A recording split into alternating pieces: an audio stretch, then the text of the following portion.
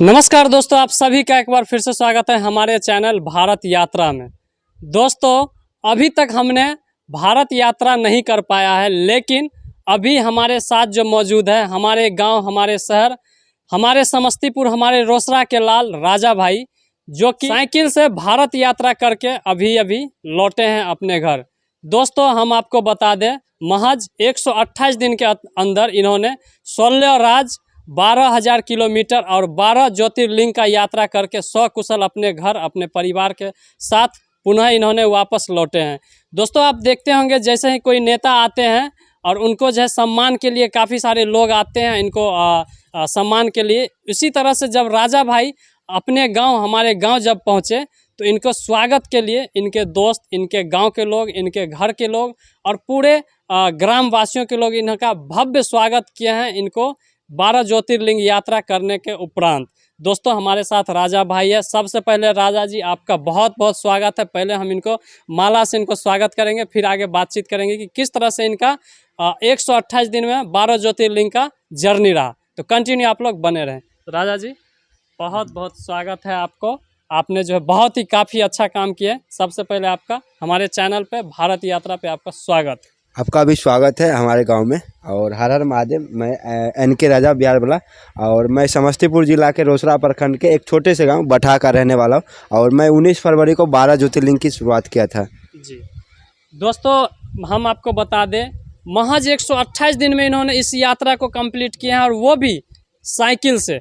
आसान नहीं होता है। हम जानने का प्रयास करते हैं कि ये जो है इनको इस यात्रा में किस तरह की कठिनाइयाँ और कैसे इन्होंने इस यात्रा को सफल किए, सारा चीज़ हम बारीकी से इनसे जानने का प्रयास करेंगे। आप लोग कंटिन्यू बने रहे इस वीडियो में।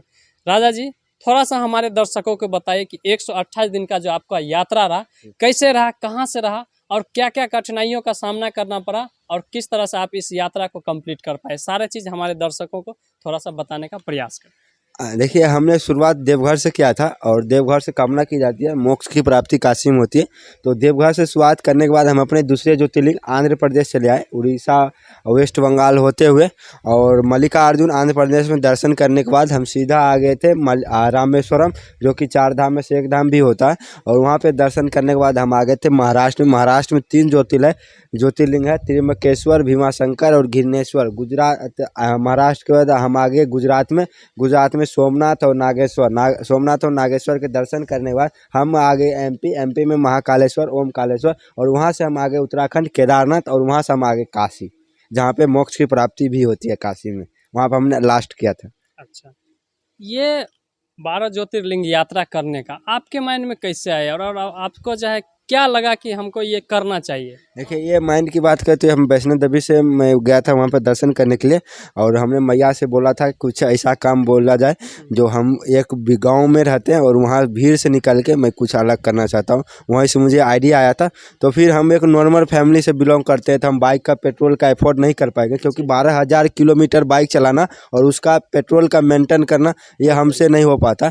तो ना तो हम पैदल कर पाते। और तो हमने डिसाइड किया मुझे साइकिल से ही करना है। तो देखिए, पैदल और साइकिल में डिफरेंट ये है कि पैदल से ज़्यादा आपको मेहनत साइकिल में पड़ेगा, क्योंकि पैदल में ये होता है क्या कि आप कहीं पर भी आप रुक सकते हैं। पैदल में आपको सामान थोड़ा कम रहता है, लेकिन साइकिल में क्या होता है कि पहाड़ के चलने वक्त में एक आपका वेट हो गया पहाड़ पे चढ़ाई पे, और एक साइकिल का वेट हो गया, एक सामान का हो गया। आपको तीनों चीज़ वेट को लेके आपको पहाड़ पे ठेलना पड़ेगा साइकिल। तो साइकिल में बहुत ज़्यादा थोड़ा भीड़ हो जाता है पहाड़ी क्षेत्र में। बात सही है दोस्तों, क्योंकि ये साइकिल से यात्रा कर रहे हैं। कहीं पहाड़ भी मिला होगा, कहीं नदी भी मिला होगा, कहीं जो है जंगल भी मिला होगा। तो कई सारे सामना इनको जो कठिनाइयों का सामना करना पड़ा होगा।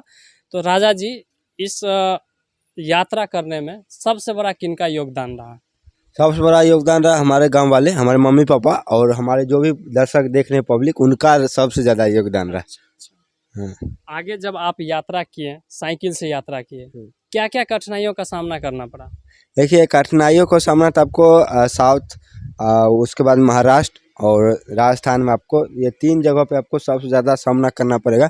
और इसी चीज़ को हम तपस्या भी कहते हैं कि आप एक कस्बे में, एक गांव में रहते हैं, आप एक भीड़ में रहते हैं और वहाँ पे आपको पर्याप्त खाना मिल जाता है घर में, जब मन तब आप होटल में जाके खाना खाते हैं। और उसी चीज़ को आप जब बाहर में निकलते हैं तो आपको उस चीज़ नहीं मिलता है कि आपके पास पैसे रहेंगे फिर भी आपके पास खाना नहीं मिल पाएगा, क्योंकि राजस्थान एक ऐसा जगह है और तम साउथ जहाँ पे हाईवे पर आप चलते हैं, एक्सप्रेसवे पे तो आपको चलने के लिए नहीं दिया जाएगा। साइकिल और बाइक और ट्रैक्टर अलाउ नहीं है एक्सप्रेसवे पे। और जब आप हाईवे पे चलते हैं तो हाईवे का नियम है कि आपको दुकान मिलते हैं, लेकिन 20 किलोमीटर 30 किलोमीटर बाद ऐसे दुकान आपको मिलेंगे। और आप जब लोकल गांव से चलते हैं तो आपको 50-50 किलोमीटर तक कोई ढाबे, कोई कल पानी के लिए आपको दुकान नहीं मिलेगा। अच्छा, जब आप यात्रा कर रहे थे, कहीं भी आपको जाना होता था, तो कैसे आपको पता होता था कि हम इस रूट से जाएंगे? देखिए, मैप से हम ट्रेवल करते थे और लोगों से ज़्यादा हम सहायता लेते थे, क्योंकि बिहार के लिए मैप नहीं है। बिहार में अगर मैप का यूज आप करिएगा तो आपको मैप, आपको इस गांव के बदला उस गांव में आपको मैप लेके चला जाएगा। लेकिन आप बिहार से दूसरे स्टेट में चले जाए, आपको मैप आपको सही रास्ते पे ले जाएगा। क्योंकि हम देखिए, मैप पे क्या होता है कि आपको वहाँ पे दिखाता है कि आप 4 चक्का से ट्रेवल करना चाहते हैं, बाइक से ट्रेवल करना चाहते हैं, आप पैदल से ट्रेवल करना, ये 3 चीज़ें आपको ऑप्शन, वहाँ पे ऑप्शन रहता है।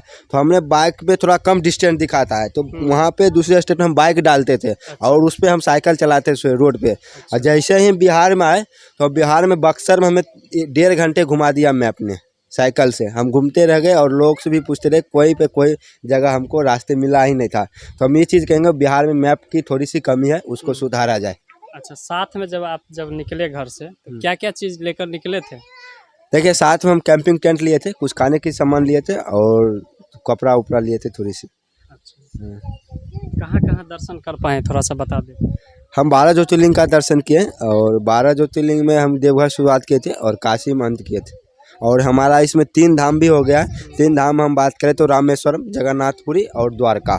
हमारा बद्रीनाथ छूट गया, तो जल्दी हम, जैसे कि हम बता रहे थे कि हम भैया के लिए, हम अपने भाई के लिए ट्रेवल कर रहे हैं। महाकाल की नगरी उज्जैन जा रहे 1 तारीख को, उसी दरमियान हम चले जाएंगे। अगर हमारा अमरनाथ का रजिस्ट्रेशन हो पाता है तो अमरनाथ जाएंगे, नहीं तो हम बद्रीनाथ जाएंगे।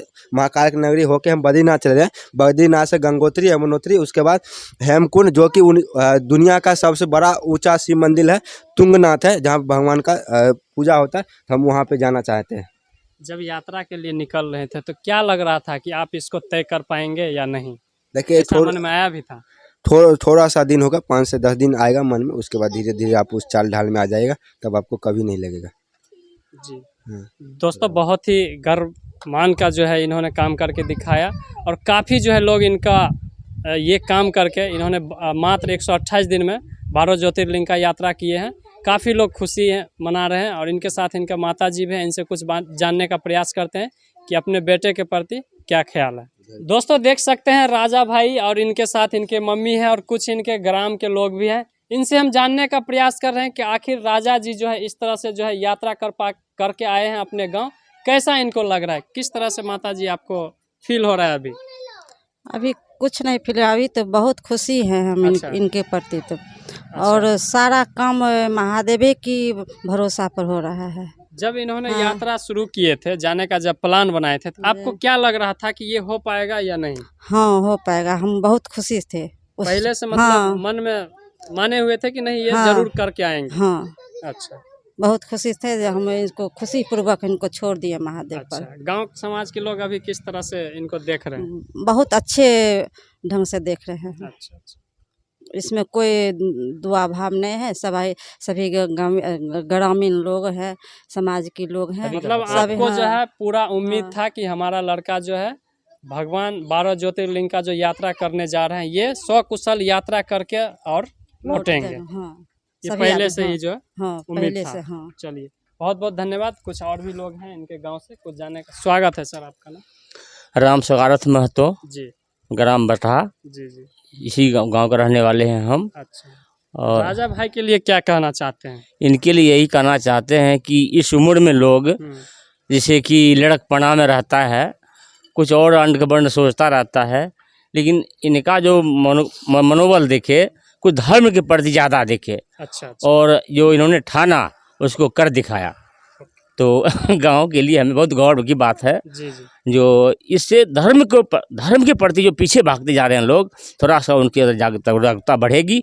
जब ये लोग आए हम्म। किस तरह से आपको लग रहा था? नहीं, लग रहा था कि एक अपना मिशन में कामयाब होकर के आ गए। बड़ी खुशी की बात है, बहुत अच्छी लगी कि हमारे गांव में एक ऐसा आदमी निकला और बना और गांव का नाम रोशन किया। जी जी। हाँ, भगवान के प्रति। ओके, बहुत बहुत धन्यवाद आपका। भाई साहब है साथ में, क्या कहना चाहते हैं राजा भाई के तो लिए? हम लोग तो जीवन में सोच भी नहीं सकते थे कि ऐसा हो पाएगा। अच्छा।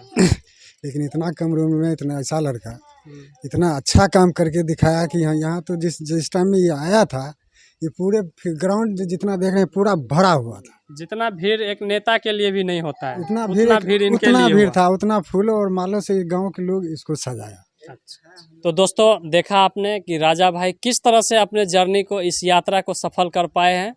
हमारे दर्शकों और अभी के युवाओं के लिए, आपके लिए क्या मैसेज है, क्या कहना देखिए, चाहते हैं? बहुत लोग होते हैं नौकरी के पीछे भागते हैं, और अब की बात करें तो देखिए, नौकरी के पीछे भागना एक सही बात है, आप एक सेटल हो जाते हैं। लेकिन मुझे दूसरे के अंदर मुझे गुलाम नहीं रहना है, मुझे खुद पे डिपेंड होना है। और लोगों की अपने अपने चॉइस होते हैं क्या करना चाहते हैं। तो मेरा भी चॉइस ये है कि मैं दूसरे को गुलाम नहीं होना चाहता हूँ, मैं खुद अपना एक अति करना चाहता हूँ। ओके, बहुत बहुत धन्यवाद राजा भाई आपका। आपको बहुत बहुत शुभकामनाएं। इसी तरह से आप जो है और भी यात्रा करने में सफल रहे। दोस्तों उम्मीद करता हूँ ये राजा भाई का यात्रा आपको भी काफ़ी पसंद आया होगा और इनसे कुछ सीखने को भी मिला होगा। तो इसी तरह की अपडेट के साथ, इसी तरह की कंटेंट के साथ हम आपके साथ लगातार मिलते रहेंगे। दोस्तों उम्मीद करता हूँ ये वीडियो आपको काफ़ी पसंद आया होगा। पसंद आया हो तो इस वीडियो को लाइक कीजिए, ज़्यादा से ज़्यादा शेयर कीजिए, और चैनल पर पहली बार देख रहे हैं तो सब्सक्राइब जरूर कर लीजिए। मिलते हैं किसी और नए वीडियो के साथ, तब तक के लिए आप सभी को बहुत बहुत धन्यवाद।